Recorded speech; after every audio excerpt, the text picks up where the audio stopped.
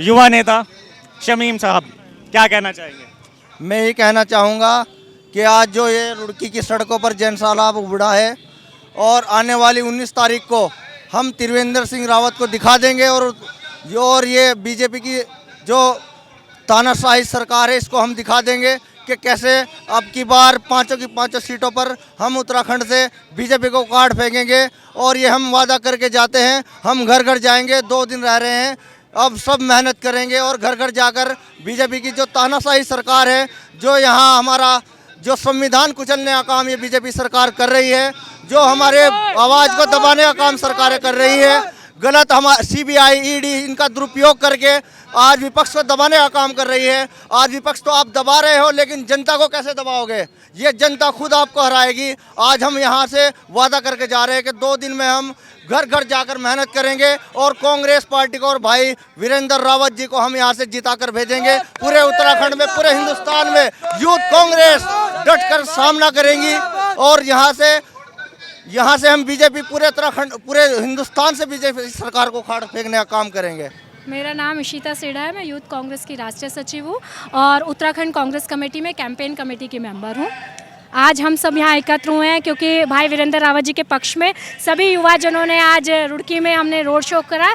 दुकानों पे जाके हमने घर घर की तरह एक तरीके से दुकान हर दुकान पे हमने प्रचार किया और कांग्रेस की जो नीतियाँ हम आने वाले 5 साल में लेकर आने वाले हैं उसके बारे में हमने सभी जनों को बताई। हमारा परिवार है क्योंकि कांग्रेस पार्टी हरिद्वार से बहुत गहरा संबंध रखती है और हरिद्वार वासी भी हमेशा, चाहे विपरीत समय भी रहा हो, हरिद्वार वासियों ने हमेशा कांग्रेस पार्टी को अपना साथ और समर्थन दिया है। मैं उत्तराखंड की बात चाहे विधानसभा में करूं तो सबसे ज़्यादा ये ऐसा जिला है जिसने विधायक चुनकर भेजे हैं और आज वही दोबारा वो खुशनुमा मौका हमें फिर दोबारा आने वाला है जो कि 4 जून को मिलेगा। उत्तराखंड की पाँचों लोकसभा, पूरा उत्तराखंड वासी, हमारे देवभूमि के देवतुल्य जनता कांग्रेस की झोली में डालने वाली है। आज प्रत्याशी जो वीरेंद्र जी हैं वो नजर नहीं आ रहे। देखिए ये परिवार है। हमारे जो भाई प्रत्याशी हैं वो किसी और कोने में प्रचार कर रहे हैं और उनके प्रति पूरी जनता अपने आप में एक तरीके से प्रत्याशी बनकर उतर आई है। देखिए शमीम अंसारी, हमारा शमीम भाई है, युवा नेता है। ये वीरेंद्र भाई का कहना है कि हर एक युवा वीरेंद्र रावत है और वीरेंद्र रावत हर घर का बच्चा है, हर भाई का भाई है और हर बहन का भाई है। हर एक कार्यकर्ता को वीरेंद्र रावत बना के ना आपने जान बचाई है वीरेंद्र जी की।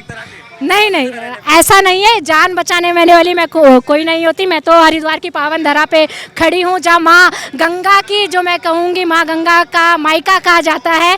तो हम और आप जान बचाने वाले नहीं हैं, वो माँ बैठी है जो जान बचाएगी और जान बचाने वाली हरिद्वार की देवतुल्य जनता है जो अविश्वास दिला रही है। वीरेंद्र भाई जिस गली नुक्कड़ से निकल रहे हैं वहाँ की जो जनता है वो उनको भरपूर आश्वासन के साथ आगे भेज रही है। और क्यों ना भेजे, आप सोचिए इस तरीके से। आज पिछले 10 सालों में जो केंद्र में बैठी सरकार है उसने बेरोजगारी के नाम पर उसके रोजगार के नाम पर बेरोजगारी थमा दी है। 45 सालों में जो देश की स्थिति कभी नहीं देखने को मिली थी, आज पूरा देश उस 45 साल के पायदान पे खिसक चुका है। ये बड़ा दुर्भाग्य है। हमें 2 करोड़ रोजगार का जो वादा था वो 2014 में दिया गया था। आज 2024 आ गया है, 10 साल बीतने को हो गए हैं। पिछले 10 सालों में अगर हम रोजगार की बात करें तो केवल पकोड़ा तल्ले का काम नरेंद्र मोदी जी की सरकार ने दिया है। कांग्रेस पार्टी अपने मैनिफेस्टो के साथ 5 साल के चुनावी घोषणा के साथ, गारंटी के साथ जनता के बीच में जाती है और उनका वादा है कि जब हमारी सरकार बनेगी, भाई वीरेंद्र रावत जी यहाँ से चुनकर भारी बहुमत से संसद में बैठेंगे। तो जैसे ही हमारी सरकार संसद में बनेगी वैसे ही हर जो हमारे युवा भाई हैं, जो 30 लाख सरकारी पद खाली हैं, उनको भरने का काम हम लोग करेंगे। युवा गारंटी के तौर पे हमारे माननीय खड़गे जी ने ये संदेश मेरे माध्यम से युवा जनों तक हरिद्वार का पहुँचाया है कि आप कांग्रेस पार्टी को भारी बहुमत से जिताइए।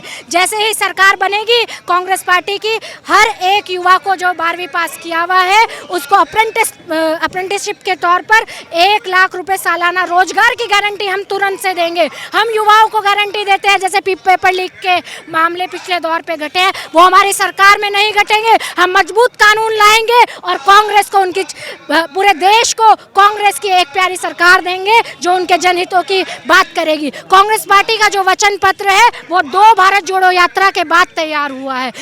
कांग्रेस और भारतीय जनता पार्टी के मैनिफेस्टो में कहूंगी कोई भी सरकार बने बिगड़े वो उसका घोषणा पत्र हर जनता को पढ़ना चाहिए। मुझे नहीं पता देश की जनता अब आने वाले 19 तारीख में क्या करेगी, पर एक युवा होने के नाते, उत्तराखंड की बेटी होने के नाते और इतने सारे भाइयों के साथ मैं उत्तराखंड की देवतुल्य जनता से हाथ जोड़कर विनम्र निवेदन करती हूँ, आने वाले 19 तारीख को आप कुछ मत देखिएगा। हम सबको धर्म के नाम पर नहीं बंटना है। पूरा देश गंगा जमुनी तहजीब को मानता आया है। इस तहजीब को बचाने का काम आज हमें और आपको भी करना होगा। मैं आपका भी आह्वान करती हूँ, मीडिया के भाइयों का भी अपना आह्वान करती हूँ। देश के असल मुद्दों को हमें आगे लाना होगा। आने वाले 2-3 दिन बचे हैं जिसमें हम अपनी बात रख सकते हैं। हमें गंभीरता से मुद्दा उठाना होगा। मणिपुर की हमारी बहनें, जब उनके साथ दरिंदगी की गई थी, भारतीय जनता पार्टी जो पिछले 10 साल से सत्ता में काबिज है, उनके मुंह से जुबान का एक लफ्ज नहीं निकला। बड़ी शर्म की बात थी। जब माननीय नरेंद्र मोदी जी हमारे उत्तराखंड देवभूमि में आते हैं तो देवभूमि कहते हैं। हिमाचल भी देवभूमि है, उत्तराखंड भी देवभूमि है।